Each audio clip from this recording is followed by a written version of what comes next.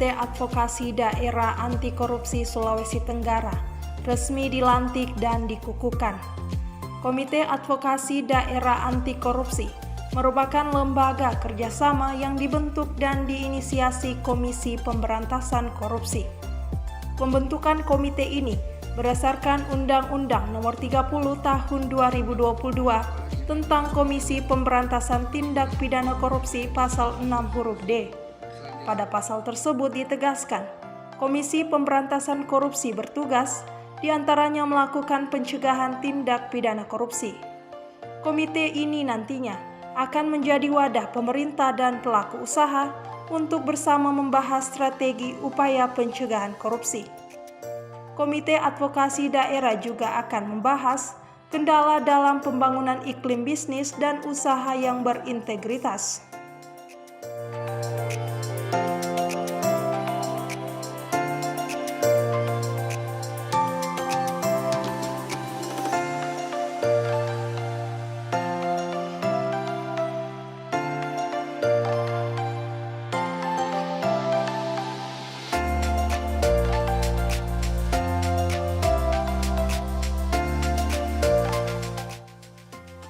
Dalam bekerja, komite akan melibatkan regulator dari pemerintah daerah, kamar dagang dan industri serta pelaku usaha. Gubernur Sultra Ali Masih dalam sambutan pelantikan Komite Advokasi Daerah Anti Korupsi diharap lembaga ini bisa meminimalisir perilaku korupsi. Komite juga diminta aktif melakukan sosialisasi dan edukasi kepada masyarakat serta memfasilitasi para pelaku dunia usaha. Selain itu, komite diharapkan bisa menyampaikan rekomendasi kepada regulator maupun asosiasi bisnis dengan supervisi Komisi Pemberantasan Korupsi.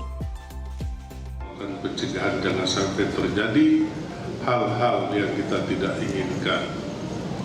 Banyak di sana sini yang telah kita lihat melalui televisi, media massa.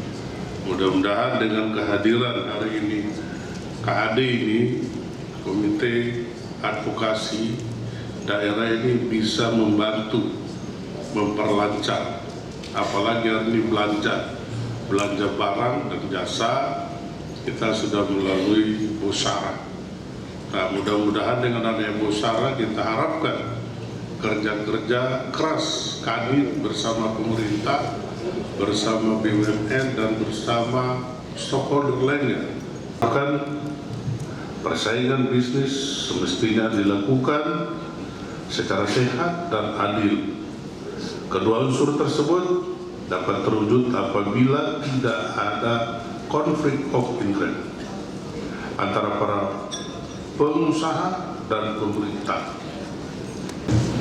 Jadi saya mohon ini segera diproses, minta juga dari inspektorat ini dikawal sehingga jangan ada lagi pengakuan, karena di negeri kita ini semua kehidupan kita bernegara diatur oleh aturan dan undang-undang.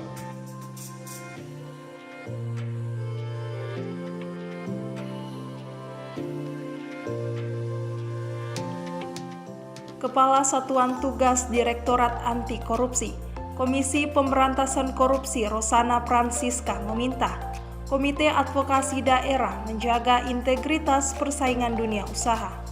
Komite juga diharap bisa menjadi wadah resmi bagi pelaku usaha dan regulator untuk mendiskusikan berbagai kendala bersama Komisi Pemberantasan Korupsi. Rosana juga menyebut komisi ini sangat penting dalam menghentikan praktek suap, khususnya di daerah dengan perbaikan terhadap regulasi. Dari catatan penindakan kasus korupsi di Komisi Pemberantasan Korupsi, pengusaha menjadi pelaku kasus korupsi terbanyak. Kondisi tersebut menjadi latar belakang dibentuknya Komisi Advokasi Daerah Anti Korupsi di seluruh daerah di Indonesia. Rosana juga menegaskan, pemberantasan korupsi di sektor bisnis merupakan karena banyak pelaku usaha melakukan gratifikasi untuk memudahkan kegiatan usaha. Yang kami hormati Gubernur Sulawesi Tenggara, Bapak Ali Masih, yang kami hormati Ketua Kadin Sulawesi Tenggara, Bapak Anton, yang kami hormati Ketua KAD, Bapak Kamarudin Tamzibar, juga rekan sejawat kami dari KPK, dari Direktorat Koordinasi Supervisi, Bapak Iqbal dan rekan-rekan dari AKBU, serta seluruh hadirin yang berbahagia.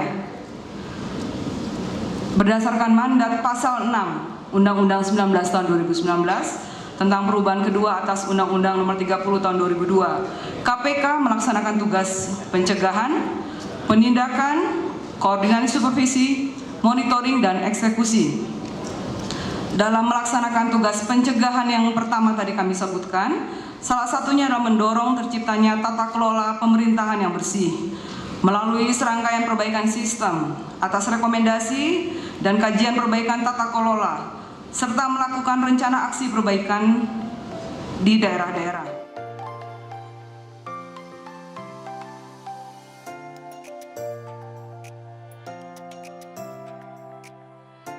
Sementara itu, Kepala Satuan Tugas Direktorat Koordinasi dan Supervisi Wilayah 4, Muhammad Muslimin Iqbal berterima kasih kepada Gubernur Sultra Ali Masih atas keluarnya keputusan Gubernur Sultra nomor 370 tahun 2022 tentang pembentukan Komite Advokasi Daerah Anti Korupsi Sulawesi Tenggara. Di kesempatan tersebut, Muhammad Muslimin Iqbal juga memaparkan statistik tindak pidana korupsi yang ditangani Komisi Pemberantasan Korupsi hingga September 2022. Dipaparkannya, berdasarkan jenis perkaranya, kasus penyuapan menjadi yang terbesar dengan persentase 64%. Selanjutnya, berdasarkan profesi dan jabatan, swasta menjadi yang terbesar dengan 372 kasus, selanjutnya anggota DPR dan DPRD dengan 310 kasus.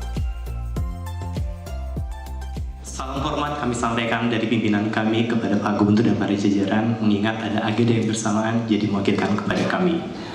Mengawali sambutan ini, marilah kita bersama bersyukur kepada Allah Subhanahu wa Ta'ala karena atas berkat limpahan rahmat dan karunia-Nya kita dapat menghadiri acara pelantikan dan pengukuhan Komite Advokasi Daerah di wilayah Sulawesi Tenggara dengan keadaan sehat dan walafiat.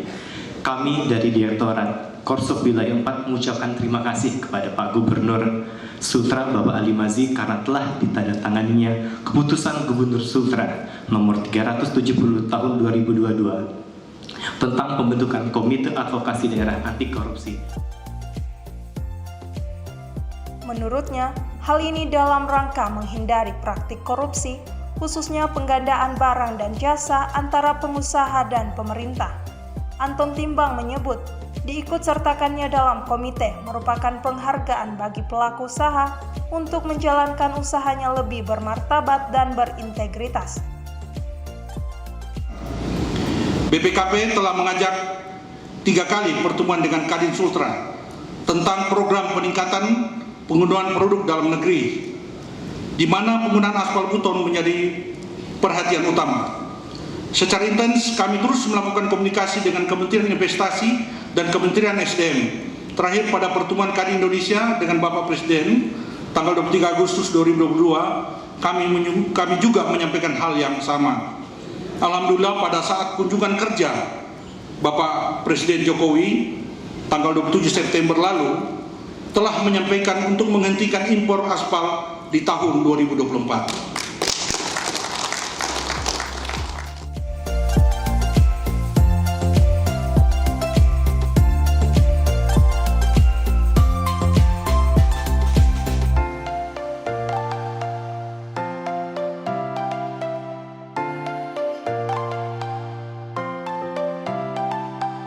Dari Kendari, Mek TV melaporkan.